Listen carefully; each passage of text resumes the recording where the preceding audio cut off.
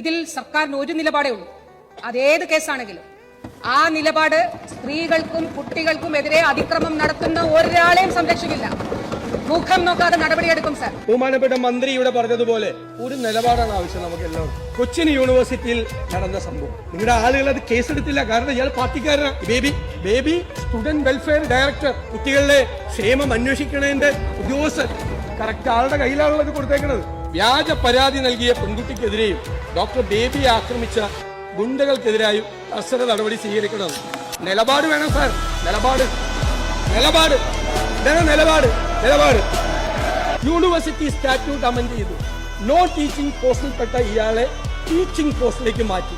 കഴിഞ്ഞ 11 വർഷക്കാലത്തെ മുൻകാല പ്രാബല്യത്തോടുകൂടി UGC ശമ്പളം കൊടുത്തു. അയാളാണ് ഈ പ്രതി. നിലപാടാണ് സാർ, നിലപാട്. കാലടി ശങ്കര കോളേജ് 20 പെൺകുട്ടികളിലെ നമ്മുടെ മക്കളെ പോലെയുള്ളവരുടെ ചിത്രം അശ്ലീല പോസ്റ്റിൽ ഇട്ടവനെ 15 മിനിറ്റ് പോലും പോലീസ് സ്റ്റേഷനിൽ കിട്ടാതെ അവന്റെ നടപടിക്രമങ്ങൾ വേഗം പൂർത്തിയാക്കി തോളെ കൈയിട്ട് മുക്കൊള്ളാൻ പറഞ്ഞു. സാർ നിലപാടാണ് സാർ, അത് നിലപാട്. തെരഞ്ഞെടുപ്പ് കാലത്ത് നിങ്ങളുടെ കോഴിക്കോട് ജില്ലാ സെക്രട്ടറിയുടെ മകനിട്ടൊരു കമന്റ് ഉണ്ട്. മുൻ MLA അമ്മയുടെ പോസ്റ്റിൽ കയറി മകനിട്ടൊരു കമന്റ് ഉണ്ട്. സാർ വായിക്കാൻ പറ്റില്ല. കാരണം അതൊക്കെ നിലപാടാണ് സാർ.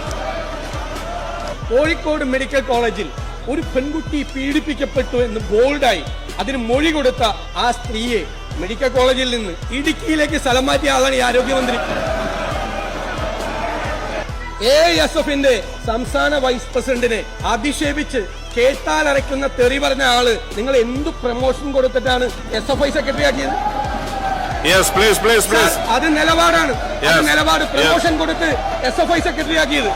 6 വയസ്സുകാരിയായ പെൺകുട്ടിയെ പീഡിപ്പിച്ച് കെട്ടിത്തൂക്കിയ DYFIക്കാരനെ പോലീസ് സംരക്ഷിച്ചു. പാർട്ടിക്കാരെ സംരക്ഷിച്ചു.